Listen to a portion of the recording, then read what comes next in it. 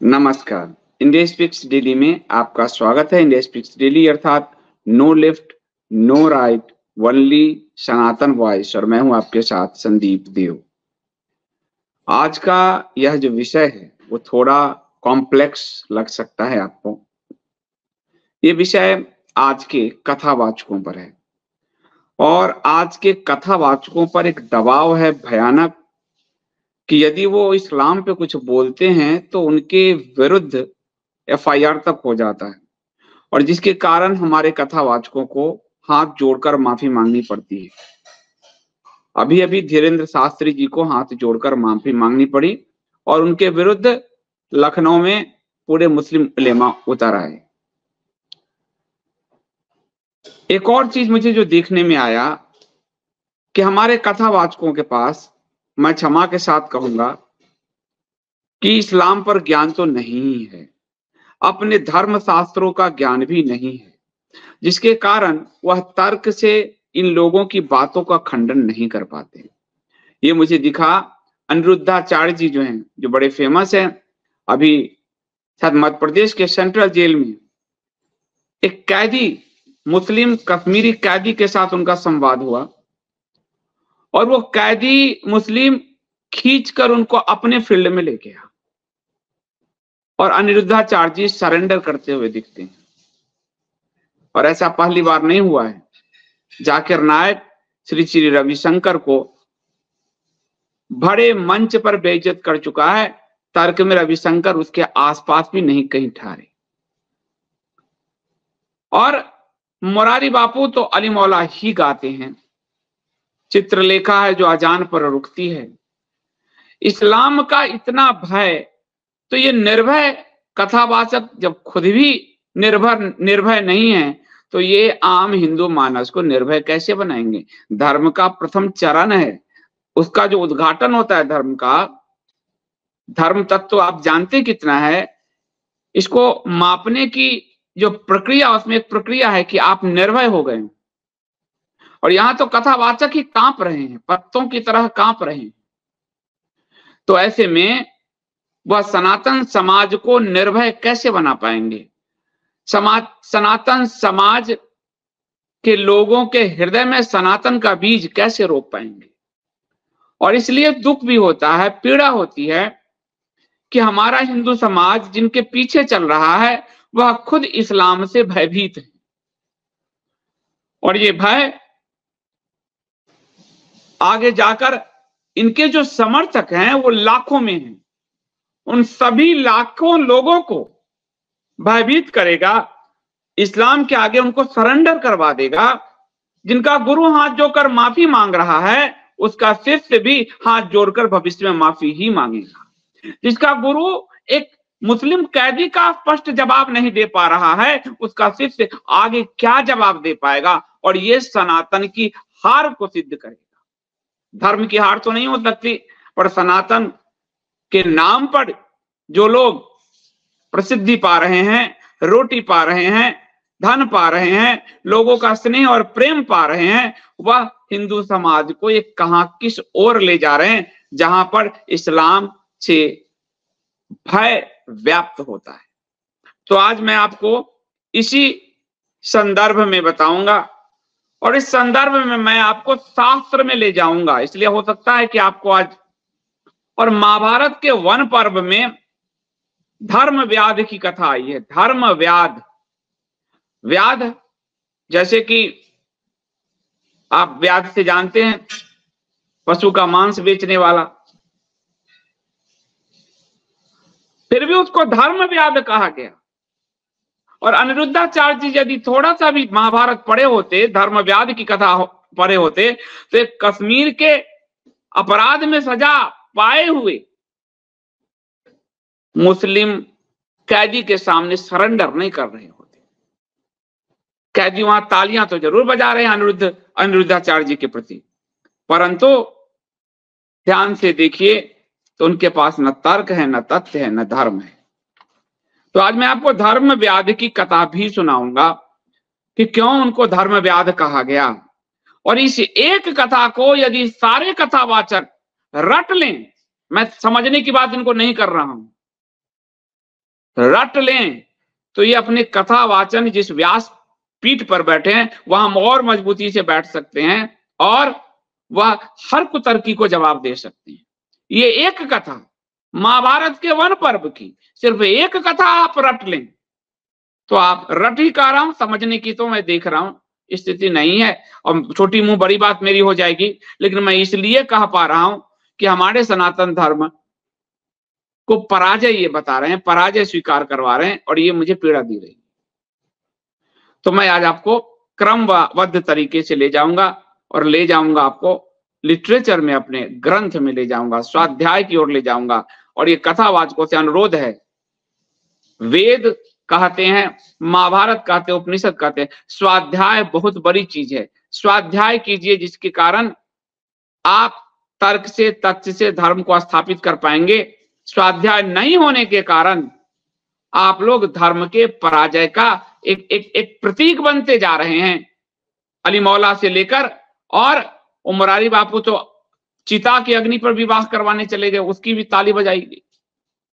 तो ये धर्म विहीन समाज की एक ऐसी स्थापना हो रही है जिसमें सनातन धर्म के मूल उद्देश्य खो रहे हैं। तो मैं आपको इसी में आज ले जाऊंगा, आप सब मेरे साथ बने रहिए और एक सुंदर कथा बताऊंगा। वो कथा आपको भी याद रखने की जरूरत है। अगर किसी से तर्क करना है, वेद शास्त्र महाभारत पुराण नहीं पढ़ सकते, इस एक कथा को गांठ बांधकर बांध लो। इस एक कथा से हर किसी को तर्क में परास्त कर सकते हो।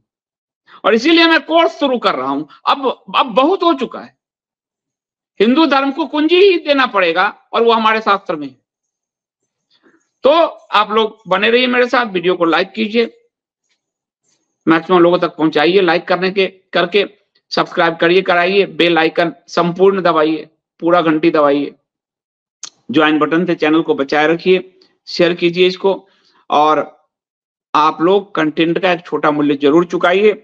जो लोग भी सामर्थ्यवान है और इंडिया स्पीक्स डेली की पत्रकारिता को पसंद करते हैं, अब कंटेंट का मूल्य छोटा सा जरूर चुकाइए। कंटेंट के मूल्य काफी कम लोग चुकाते हैं, इसलिए सिस्टम चलाने में दिक्कत आती है, तो उसको जरूर चुकाइए। मैं लौटता हूं इस प्रोमो के बाद और शुरू करते हैं कि आखिर क्यों मैं आज ये एपिसोड लेकर आया।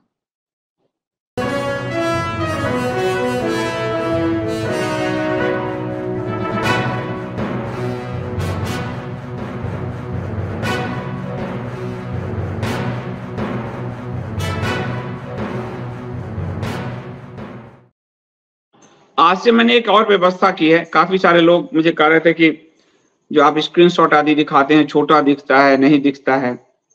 मैं हर एपिसोड का जो वीडियो दे रहा हूं आपको लाइव स्ट्रीमिंग, उसका मैं एक लिंक क्रिएट कर रहा हूं indiaspeaksdaily.com पर। मैं कहूंगा मिंटू को दिखाएगा, indiaspeaksdaily.com पे इसी नाम से लिंक होगा, उसमें आपको यही वीडियो एम्बेड होगा। लेकिन उसके नीचे जिससे भी मैं संदर्भ ले रहा हूं वो सारे संदर्भ आपको, ये विजय धीरेन्द्र शास्त्री जी पे मैं बोलूंगा तो ये वीडियो यहाँ आपको दे दिया है।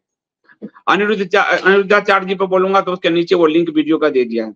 और बाकी जो खबरें उन सबका लिंक एक जगह दे रहा हूं और इसका लिंक आपको मैं डिस्क्रिप्शन में पहले नंबर पर दे रहा हूं। तो अब कई लोग जो कहते हैं, और उसमें कई लोग अपने लोग कम, दूसरे लोग हैं, जो दिखा रहा है वो तो स्पष्ट नहीं हो रहा है वाले, तो उनको इतना स्पष्ट मैं प्रमाण अब दे रहा हूं। वो प्रमाण आपके डिस्क्रिप्शन में रहेगा। आज से ये व्यवस्था की है। विरोधी मुझे बहुत कुछ सिखाते हैं और उनका मैं धन्यवाद करता हूं। तो सबसे पहले हम चलते हैं बागेश्वर धाम के धीरेन्द्र शास्त्री जी पर, जिन पर लखनऊ में FIR कराई गई है, शिकायत दर्ज कराई गई है और मुस्लिम समाज की ओर से कराई गई है। और एक अभियान चलाया गया X पर, और इस अभियान का प्रभाव ये हो गया कि धीरेन्द्र शास्त्री जी को माफी मांगनी पड़ी।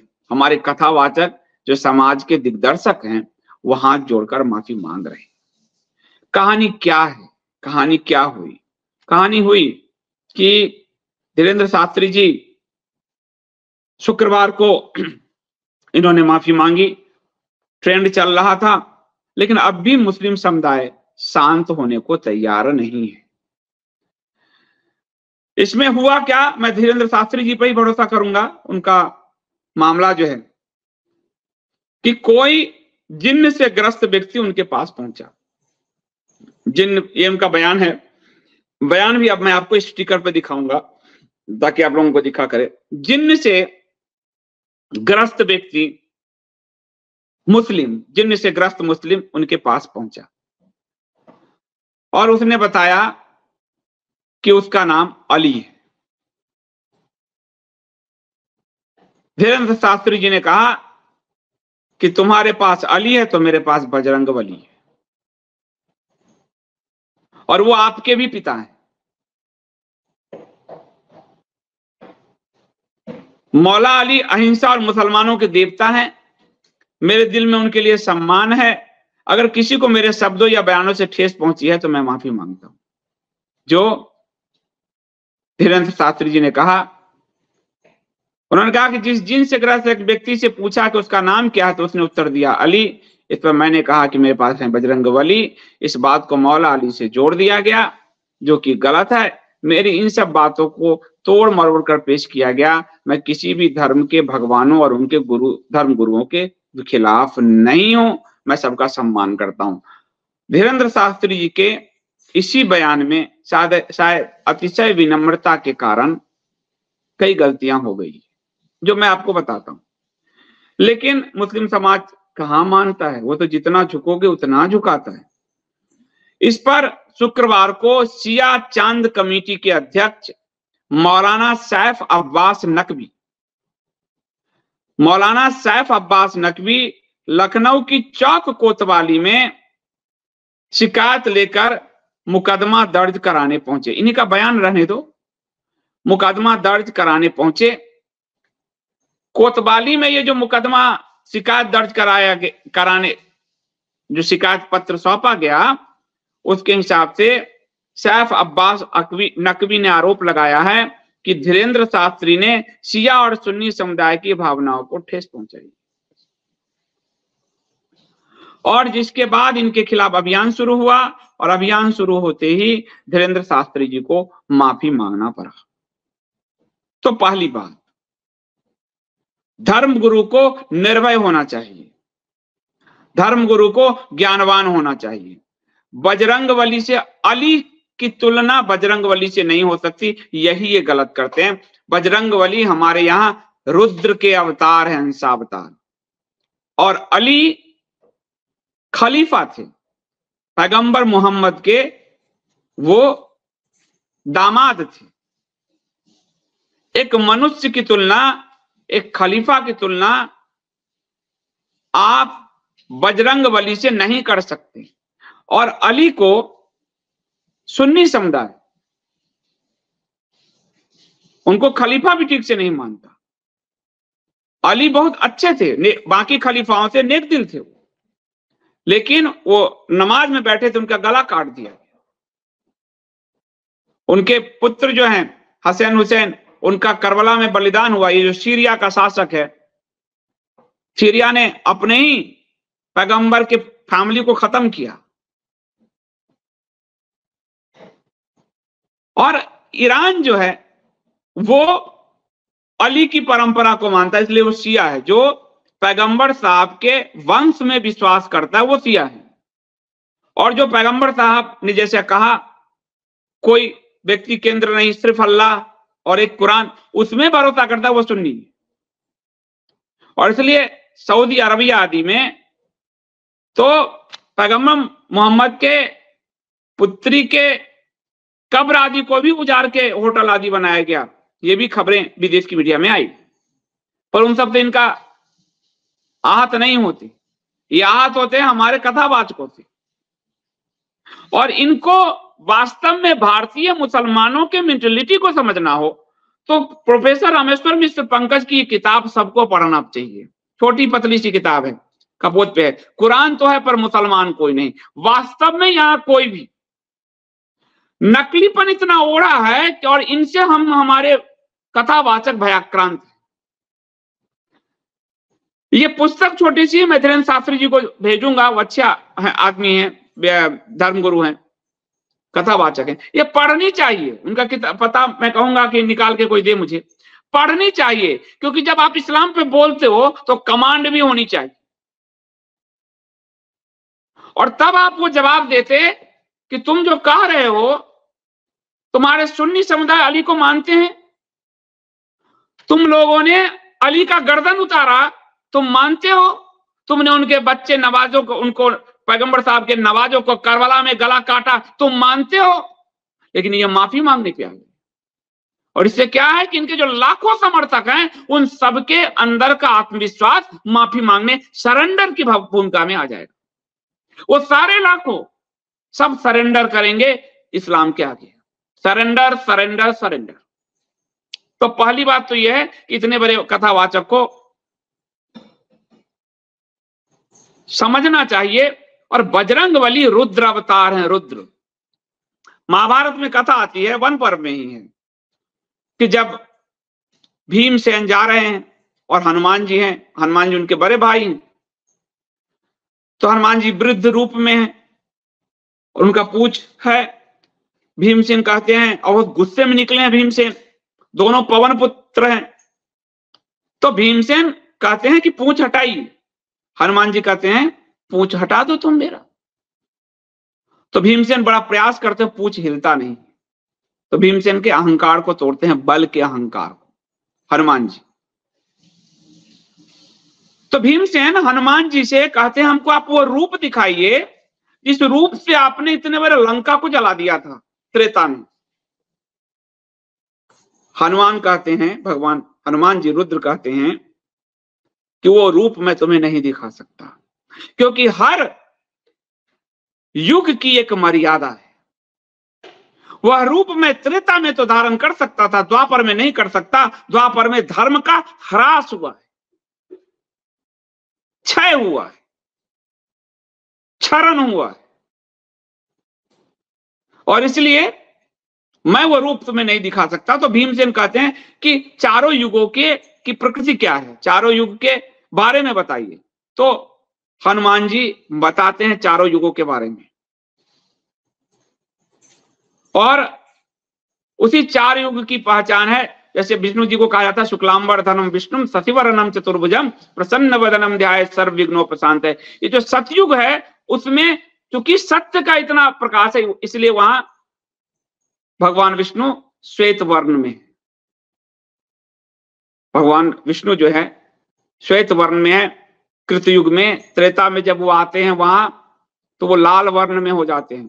धर्म का 4 पाया में से 1 पाया ढहता है। द्वापर में जब आते हैं तो 2 पाया ढहता है, तो भगवान विष्णु का रूप पीत हो जाता है, पीलापन उनके व्यक्तित्व में आता है। और कलयुग में भगवान की मूर्ति काली जो होती है, राम जी की दिखती है, वो काला रूप हो जाता है, क्योंकि यहां धर्म के सारे पाए गिर जाते हैं। ये हनुमान जी बताते हैं। लेकिन फिर भी भीमसेन का आग्रह है तो जाकर वो रूप दिखाते हैं। लेकिन वो कहते हैं हर युग की एक मर्यादा है। ये मर्यादा कलयुग धर्म विहीन समय है, उसमें किसी व्यक्ति की, अली एक व्यक्ति है, उसको आप उनको कैसे भगवान बजरंगबली से कंपेयर कर सकते हो? इस पर तो हिंदू समाज को गुस्सा होना चाहिए। गुस्सा हो रहा है मुस्लिम समाज, अनर्थ हो रहा है। गुस्सा हिंदू समाज को होना चाहिए, गुस्सा हो रहा है मुस्लिम समाज। अरे मुस्लिम समाज को, तुम्हारे तो एक व्यक्ति को, एक खलीफा को हमारे परमात्मा के बराबर खड़ा कर दिया बागेश्वर धाम जी ने। पर उल्टी धारा बह रही, उल्टी नदी बह रही है, और फिर कह रहे हैं कि मैं किसी धर्म के भगवान और उनके धर्म गुरुओं को खिलाफ नहीं हूं। भगवान किसी धर्म में नहीं, इसलिए इनके पास सिद्धि है पर शास्त्र का ज्ञान नहीं आने के कारण ये गड़बड़ियां हो रही है। भगवान किसी भी धर्म में नहीं, धर्म एक ही है सनातन। तो किसी भी धर्म, रिलीजन पंथ है, बाकी कोई धर्म नहीं है। धर्म एक ही है, जो वेद से प्रमाणित है वो धर्म है।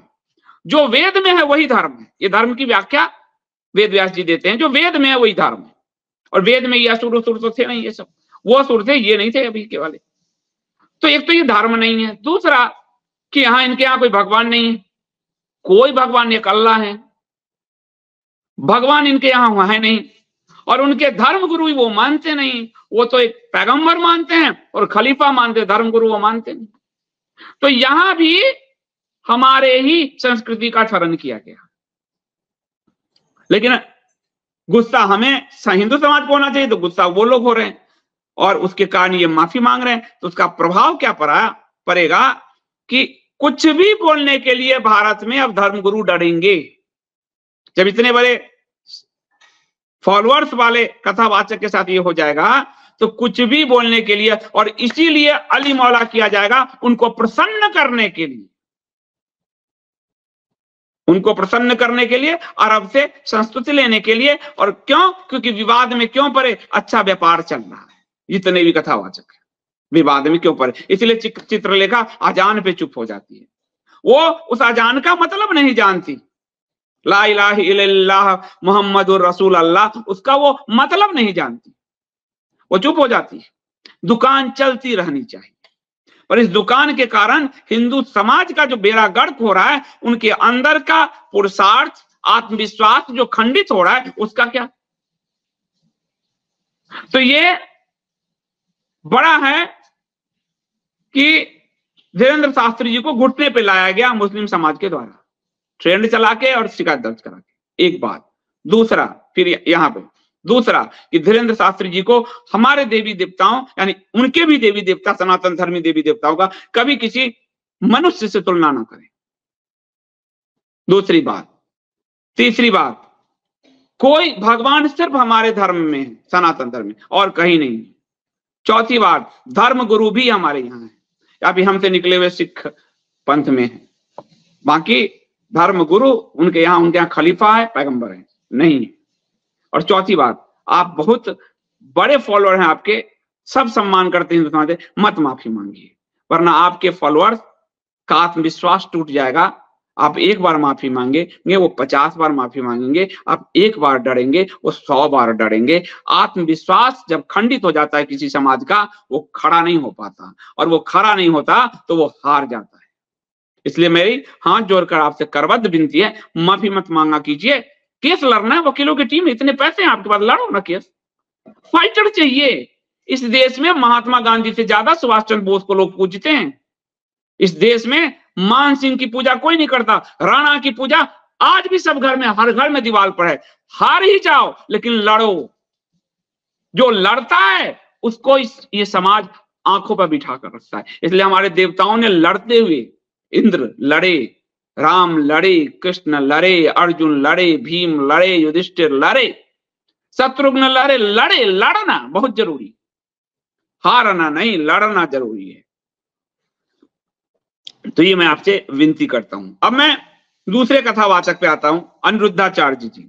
उनका भी, यह भी अनिरुद्धाचार्य जी एक भोपाल में शायद सेंट्रल जेल में कैदियों के बीच उनका एक संवाद हो रहा है, और कैदी उनसे सवाल जवाब पूछते हैं। मैं कहूंगा वो पोस्टर लाके रख दो जो मुस्लिम है, और एक मुस्लिम खड़ा होता है, उसके आप देखिए, आप इस्लाम से पूछ नहीं सकते हो, सोच कर देखो, आप कुरान से पूछ नहीं सकते, लेकिन ये हमारे कथावाचक से पूछता है। और ये आपको ये थंबनेल दिखाया गया जिससे लाखों व्यूज मिल रहे हैं।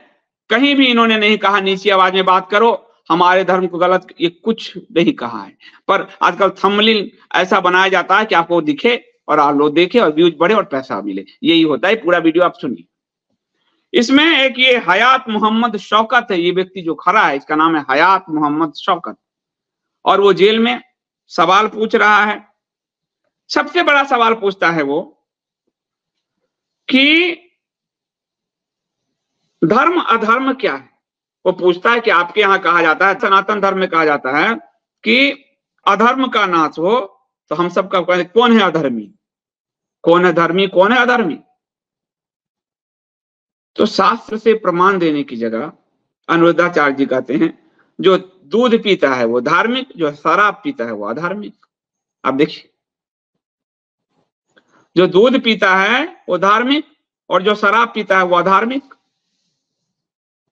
तो एप्पल के संस्थापक और वो सब गए, नीम करोली बाबा का जो चमत्कार है, कितनी ड्रग्स की गोलियां थे उसको ऐसे पचा गए, तो क्या वो अधार्मिक हो गए। और जो दूध पीता है, तो दूध तो हर पापी पीता हो रहा है, तो वो धार्मिक हो गया। ये धर्म की जब व्याख्या नहीं पता हो तो ये स्थिति उत्पन्न होती है। अब वो आगे बढ़ा, उसको मालूम चल गया कि एक गुरुजी के पास शास्त्र का ज्ञान नहीं है। फिर बोले जो गाय को माता माने वो धार्मिक, जो गाय की हत्या करते हैं अधार्मिक। ताली बजी इस पर। गाय को माता तो हमारे नेता भी मानते हैं, लेकिन वो बीफ एक्सपोर्ट बढ़ा रहे हैं, तो क्या वो धार्मिक हो गए? गाय के माता मानने वाले लोग मिथुन वंश के गौ के मांस के खाने को कानूनी रूप से मान्यता दिया, क्या वो धार्मिक हो गए? कितना सरल आप देख रहे हो। फिर वो कह रहे हैं, फिर वो कह रहा है कि अधर्म का नाश हो कहा जाता है, तो उन्होंने कहा हमारे यहाँ अधर्म का नाश हो कहा जाता है, अधर्मी का नाश नहीं, व्यक्ति के रूप में। तो हम व्यक्ति का नहीं, उसके अंदर की बुराई का अंत चाहते हैं। ये कहते हैं अनिरुद्धाचार्य जी कि अधर्म का नहीं, अधर्मी का नहीं, हम, ये गांधी जी की फिलॉसफी। बिना व्यक्ति को खत्म किए, बिना रावण को खत्म किए, भगवान उसके अधर्म के साम्राज्य को कैसे नष्ट कर देते? बिना कंस को मारे भगवान श्री कृष्ण कहते एक बार सम्मोहन कर देते हो जाता, वो तो मान जाता। बिना कंस को मारे अधर्म का नाश कैसे होगा? उस राज्यसभा में बिना शिशुपाल को मारे अधर्म का नाश कैसे होगा? और बिना दुर्योधन की जंघा तोड़े अधर्म का नाश कैसे होगा? और बिना दुशासन का रक्त पिए अधर्म का नाश कैसे होगा? तो पूरी शास्त्र को आप गांधी जी की फिलॉसफी में डाल दिए। जो व्यक्ति है वह धर्म का प्रतीक है। हिरण्यकशिपु को मारने के लिए भगवान को कष्ट, मनुष्य और पशु के रूप में खुद को प्रकट करना पड़ा। वो क्या, उसको सीधे थोड़ी सी माया, भगवान विष्णु की माया से तो पूरी सृष्टि माया करते, वो हिरण्यकशिपु तुरंत धार्मिक हो जाता। और सबसे बड़ा धार्मिक था असुर वंश में राजा बलि, उसने किसी को नहीं मारा, लेकिन राजा बलि को फिर पृथ्वी पाताल लोक में क्यों भेजना पड़ गया? तो ये क्या तर्क दे रहे हैं आप? तो वो और 2 कदम आगे बढ़ा, क्योंकि मालूम चल गया कि बाबा जी के पास धर्म का ज्ञान नहीं है, शास्त्र का ज्ञान नहीं है, इतने सरल व्याख्या कर रहे हैं। फिर वो आगे बढ़ा, फिर वो कह रहा है कि अब अपने धर्म पे आया कि हमारे यहां कुर्बानी है। आप लोग अहिंसा की बात करते हो, तो अपने प्रधानमंत्री से, अपने सरकार से क्यों नहीं कहते कि हथियारों पे क्यों खर्च करते हैं? कहो कि हम सनातनी हैं, किसी पे हम हमला नहीं करते, हथियारों पे क्यों खर्च करते हो? आपका समाज, सनातनी समाज क्यों हथियारों पे खर्च करते हैं? मैं कह दूं मैं सनातनी हूं, मुझे मारने आए हो, मैं सनातनी हूं, कह दूंगा हो जाएगा। लेकिन मैं, वो व्यक्ति कहता है कि मुझे कोई मारने आएगा मैं तो उसको मार दूंगा, उसका विजन स्पष्ट है। हमारे धर्म गुरुओं का विजन इतना अस्पष्ट है कि उनके सारे समर्थक एक दिन मर जाएंगे। सही में शत्रुबोध खत्म हो गया इन सबका। वो डायलॉग तो दे देते हैं कि हमारे हाथ में, एक हाथ में माला है तो दूसरे हाथ में भाला, ये डायलॉग बार बार चलता है। ये योगी जी का डायलॉग पूरी जगह चलता है, जहां भाला दिखाना चाहिए वहां भाला दिखता नहीं किसी का, पर डायलॉग तो चल जाता है, तो तालियां बजती हैं। उसके बाद वो कहते हैं हमारे हृदय में दया है लेकिन कायरता नहीं है, घर में घुसकर हनुमान जी लंका जला देते हैं, यही भाव जरूरी है। तो लंका जो भगवान जी जलाते हैं तो अक्षय कुमार को मारते भी हनुमान जी, वो अधर्मी रावण के पुत्र को मारते हैं, छोड़ते नहीं हैं। तो फिर वो कुर्बानी हत्या पे आता है और कहता है इसे हमारे पैगंबर का आदेश है, हमारे अल्लाह, हमारे गॉड का आदेश है, तो ये गलत, हमारे लिए तो ये सही है कुर्बानी। तो ये बात कहता, देखो कैसे बढ़ रहा है वो कुर्बानी जो है। तो ये कहते थे कि हम तो बेवजह किसी को नहीं मारते, कोई छेड़ता है तो छोड़ते नहीं, फिल्म में डायलॉग आ गया। पर वो ये नहीं बताते कि जब कुर्बानी की शुरुआत जो हुई और आपके जो पैगंबर थे, प्रथम पैगंबर जिनको आप लोगों ने कहा है, माना है, वो जो इब्राहिम थे, इब्राहिम से क्या कहा गया कि अपने प्रिय चीज की कुर्बानी दो। और वो पुत्र की कुर्बानी गए, प्रिय चीज की कुर्बानी मांगा गया है, तो तुम बकरे और ऊंट की कुर्बानी क्यों दे रहे हो? इनको ये बात अगर इस्लाम का ज्ञान होता तो अनिरुद्धाचार्य जी कहते कि भाई तुमसे प्रिय चीज की कुर्बानी मांगी गई, अपनी कुर्बानी दो, अपने बच्चों की कुर्बानी दो, उस पशु बेजान पशु ने। ये बात वो कह सकते थे, लेकिन ये बात इस्लाम का ज्ञान नहीं, तो ये कहें कैसे? बहुत तरीके से शिफ्ट किया गया, प्रिय पुत्र की प्रिय चीज की कुर्बानी की जगह पशु को डाल दिया गया, और उसको ये जस्टिफाई कर रहे हैं। मुस्लिम करेंगे, स्वाभाविक है, ये तो अपने मजहब पर टिके हैं, इनका कोई गलत नहीं है, ये अपने रास्ते स्पष्ट हैं, ये अपने मजहब को मानते हैं और उनका विजन स्पष्ट है, इसलिए वो आज 57 देशों में है, ये उनकी ताकत है और उनका स्पष्ट दृष्टिकोण है, इसके लिए वो बधाई के पात्र हैं। लेकिन हमारे दृष्टिकोण इतने खराब हो चुके हैं कि हमारे पास अपना एक देश नहीं है, और जो एक देश है वो अभी छिनने जा रहा है। उनका एक कैदी भी विजन स्पष्ट रखे हुए, वो कह रहा है कि मैं अल्लाह कहता हूं और आप ईश्वर कहते हैं। तो अनिरुद्धाचार्य जी कहते हैं बिल्कुल, ना उनको अल्लाह का पता है ना ईश्वर का पता है। हाँ बिल्कुल, हाँ बिल्कुल, और उसके हर बात में हाँ बिल्कुल, हाँ बिल्कुल, हर चीज में यस यस यस। तो उसके बाद आपके जो समर्थक हैं, आपके जो शिष्य हैं, वो तो उसके हर बात को यस कहेंगे, क्योंकि आपके बॉस भी यस बोल रहे हैं। हाँ बिल्कुल, अल्लाह ईश्वर कैसे एक हो गए? फिर वो कहते हैं, फिर वो ईश्वर और पिता कहते हैं मैं तुमसे कुछ चाहता हूं। इसने कहा तुमसे कुछ चाहता हूं, तुम्हें जो मैंने खाना दिया, पानी दिया, ये दिया, वो दिया, इसके लिए चाहता हूं। क्या? तो कुर्बानी। तो प्रिय चीज की कुर्बानी मांगते हैं। तुम्हें 200 रुपए में बकरी खरीद के, 500 रुपए में बकरी खरीद के, वो प्रिय चीज है तुम्हारा? ये सवाल अगर होता तो क्या होता? मजा नहीं आता। और ये मजा वाली सवाल को पता ही नहीं, जानकारी नहीं है, और होगा भी तो डरे हुए हैं लोग, कथावाचक डरे हुए हैं पूरा। तो इसने कहा कि अल्लाह ने ये दान करने की प्रथा शुरू की, इसलिए हम दान करते हैं। अब इनके पास तर्क नहीं है, किनके पास? अनिरुद्धाचार्य जी के पास। तो अनिरुद्धाचार्य जी आते हैं इमोशंस पे कि भाई तुम भूल जाओ इस पंथ को, भाई मैं धर्म को भूल जाऊं, हम दोनों मजहब पंथ अलग छोड़कर बात करते हैं। अनिरुद्धाचार्य जी कहते हैं, और कहते हैं कि चलो आप पंथ उनसे छोड़ दो, अल्लाह अल्लाह अपना छोड़ दो, हम अपना छोड़ देते हैं। क्या ये जायज है कि किसी की हत्या की जाए? आप बताओ। वो ऐसा जवाब चिपकाता है कि अनिरुद्धाचार्य जी के पास जवाब नहीं है। एक कैदी से हमारे कथावाचक हार रहे हैं तर्क में, एक कैदी से। इस कैदी को, और वो कैदी धन्यवाद का इसलिए पास, उसको अपने मजहब का ध्यान है, ज्ञान है। हमारे कथावाचकों को भी धर्म का ज्ञान नहीं। ये कितना दुखद है समाज की स्थिति के लिए। वो कह रहे हैं कि तुम भाई बताओ, मेरे भाई, धर्म मजहब पंथ को अलग रखकर हम भाई भाई के नाते बात करते हैं। ये भाई भाई के नाते कैसे हो सकता है? कैसे होगा? भाई भाई के नाते तो दुर्योधन और युधिष्ठिर भाई होके नहीं रह पाए। इंद्र और हिरण्यकश्यप भाई थे, भाई एक ही पिता के संतान थे, तो भाई भाई कैसे होगा? गाय खाने वाला, गाय बचाने वाला भाई भाई कैसे होगा?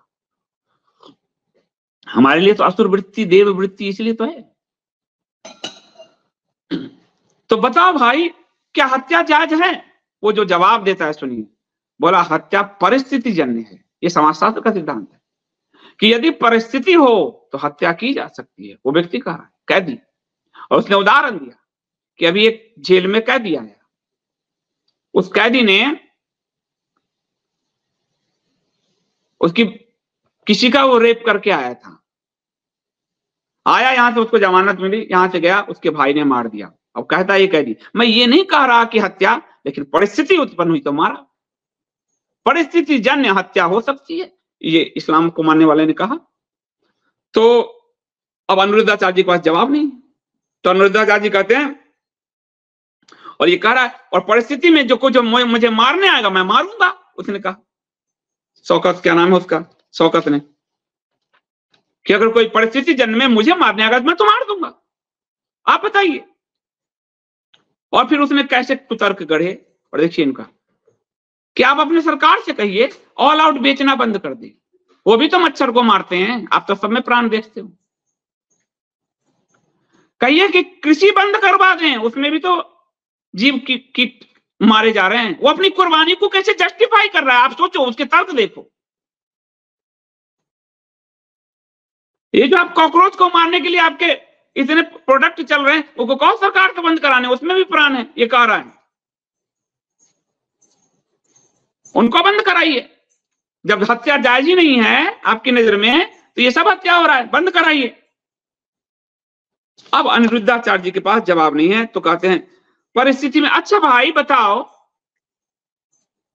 और उसके हर बात पे कहते हैं बिल्कुल हाँ, यानी यस यस यस। और फिर वो कहते हैं कि बताओ परिस्थिति की बात है तो ठीक है, परिस्थिति में आपने क्या दोबारा ये करना चाहोगे? अगर यहां से जेल से निकले, एक परिस्थिति में आपने हत्या की, आप आ गए, कोई आ गया यहां, फिर जब जाओगे तो क्या ऐसी परिस्थिति फिर दोबारा तो नहीं करना चाहोगे ना? अनिरुद्धाचार्य जी कहते हैं, हिंदू कहता नहीं करना चाहना। उसने कहा करूंगा, यदि कोई मुझे मारने आया तो फिर मारूंगा। उसने यही बात कहा, कोई मुझे मारने आएगा तो फिर मारूंगा। उसके विजन देखिए, 57 देश ऐसे नहीं बन जाते। ये सैल्यूट के पात्र हैं ये लोग, जो नीचे के लेवल तक पे, कैदी लेवल तक पे भी इनका विजन स्पष्ट है, और हमारे धर्म गुरुओं का विजन ही खत्म है। तो कहां से बचेगा सनातन? जिनके पीछे लाखों के भीड़ पैसा सम्मान लुटा रहे हो, उन्हें ही मालूम नहीं सनातन धर्म क्या है।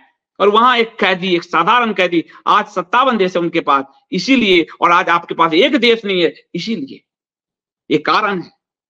तो फिर ऑल आउट बेचने, तो अभी इनके पास जवाब नहीं है। तो बोलते हैं 5 पाप हमारे यहां मान्य किए गए हैं सनातन धर्म में, सामान्य पाप हैं ये। उपला में भोजन बनाते हैं तो उसमें भी जीव जंतु में लकड़ी, तो ये सामान्य पाप माने गए हमारे यहां। झाड़ू करते हैं तो चींटियां मरती है, मजबूर, तो ये पाप हमारी मजबूरी है। ये कौन कह रहे हैं? अनिरुद्धाचार्य। वो कैदी अपने जाल में फंसाता चला जा रहा है। क्यों? क्योंकि उसको अपने धर्म, उसको अपने किताब का, धर्म ग्रंथ नहीं कहूं, किताब का संपूर्ण ज्ञान है। और ज्ञान होगा तभी किसी को टहला पाओगे, और हमारे धर्म गुरुओं को कोई ज्ञान नहीं। फिर सुनिए आप, और ये हम मजबूरी में सामान्य पाप करते हैं। मजबूरी में हम बेवजह किसी को नहीं मारते। हमारे धर्म, तो वो कह रहा हमारे धर्म के बारे में बेवजह मारने की फिर गलत अवधारणा फैलाई गई है। हम भी बेवजह नहीं मारते, हमें भी अल्लाह का आदेश है कुर्बानी करने के लिए। लीजिए, अब आगे उस धरातल पे, उस धरातल पे खड़े हो गए। तो बोला पेड़ काटना भी पाप है, तो रबड़ का पेड़ नहीं काटेंगे तो आप गाड़ी में कैसे घूमेंगे? टायर कहां से आएगा? अब लीजिए, अनिरुद्धाचार्य जी के पास जवाब ही नहीं हो रहा है। तो कह रहा है कि जब हमें ऊपर वाले ने परमिशन दी हम मारने के लिए, तो इसमें फिर क्या गलत है बताइए जरा? हो गया। तो अनिरुद्धाचार्य जी कहते हैं, अब देखिए सरेंडर, ठीक है, यदि आप रीजन दे रहे हैं मार सकते हैं तो मारिए।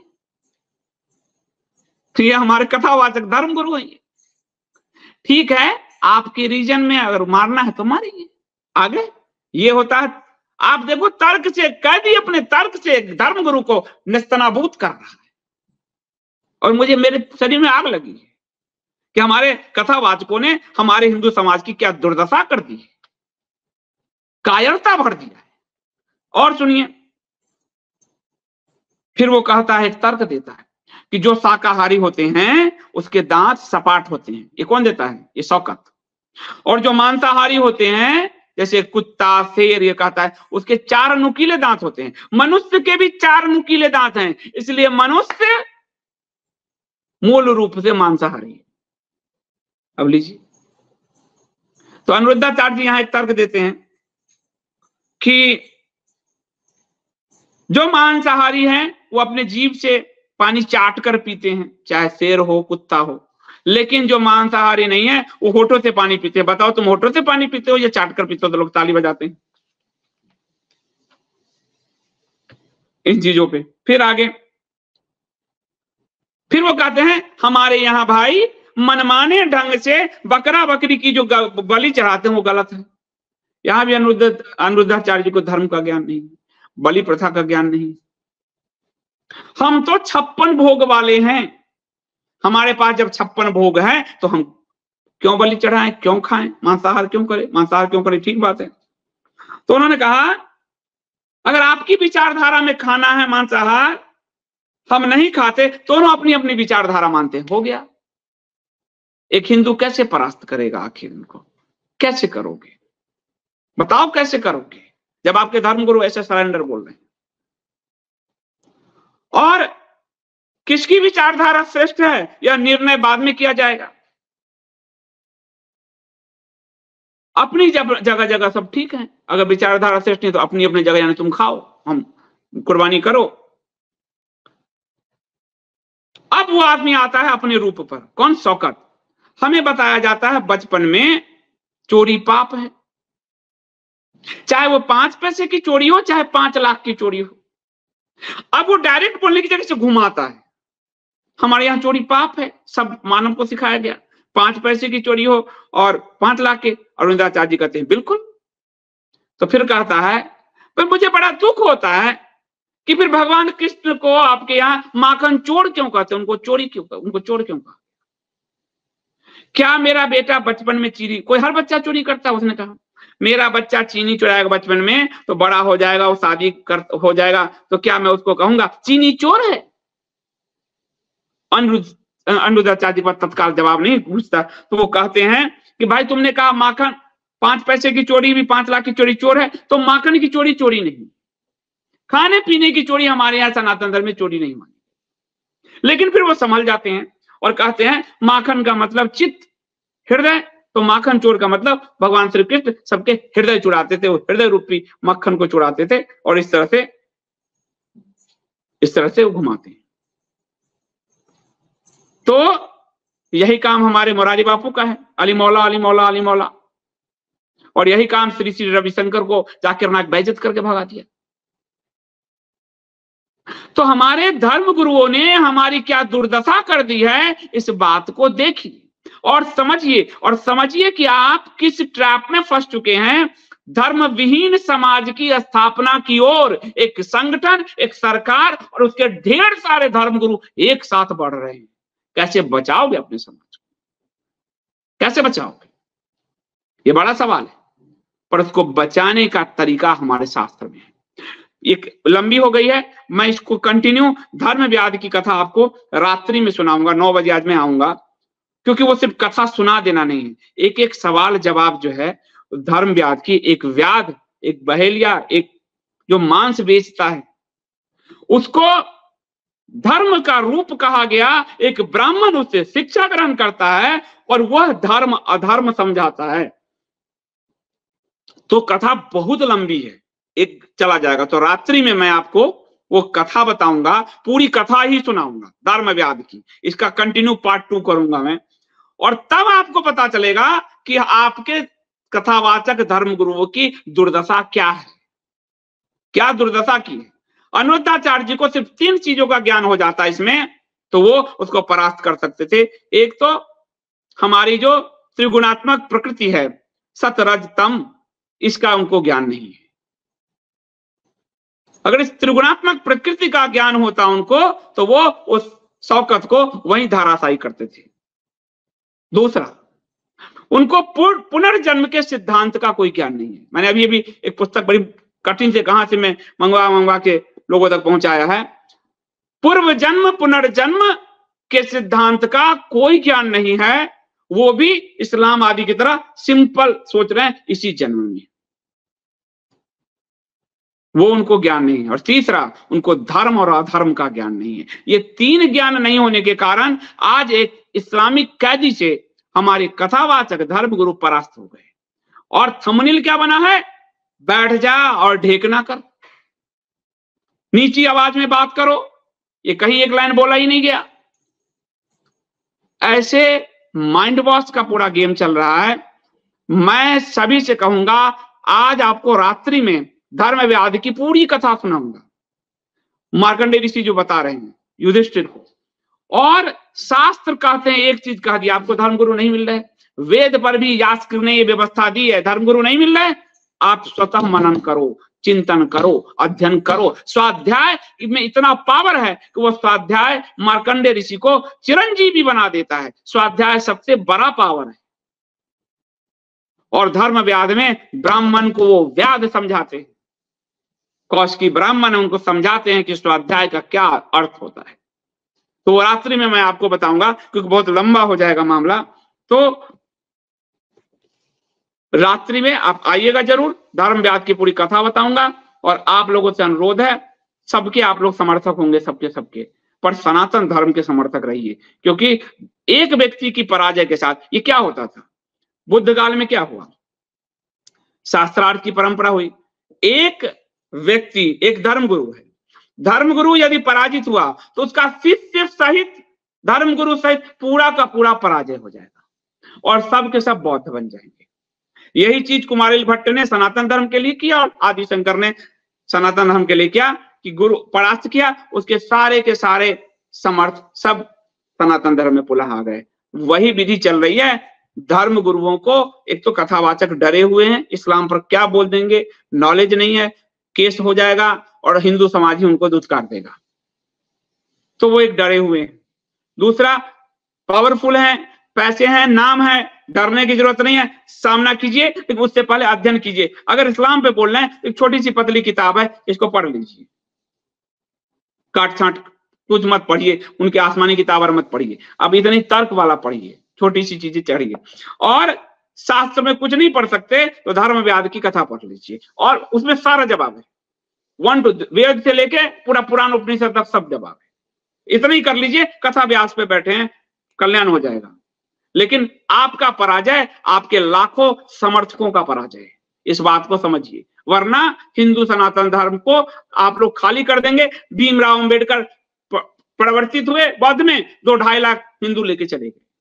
और विवेकानंद जी ने कहा है कि एक जो धर्मांतरित होता है वो सिर्फ धर्मांतरित नहीं होता, तुम्हारा एक शत्रु बढ़ जाता है। कैदी से हमारे, मैं नहीं किसी को सुनता कथावाचकों को, मुझे तो सब भेज देते हैं, इस पे आप बोलिए, इस पे आप बोलिए, मैं क्या करूं, मैं किसी कथावाचक को नहीं सुनता, मुझे अपने शास्त्र पर ही भरोसा है। लेकिन इनके लाखों समर्थक हैं, इसलिए बोलना पड़ता है कि प्लीज अपने समर्थकों को भी उनका आत्मविश्वास डोल जाएगा, उनके कॉन्फिडेंस खत्म हो जाएंगे, वो शत्रुविहीन, शत्रु और मित्र बोध खत्म होंगे उनके, और वो आपके पराजय में उनका पराजय निहित है। इस बात को समझिए आप लोग।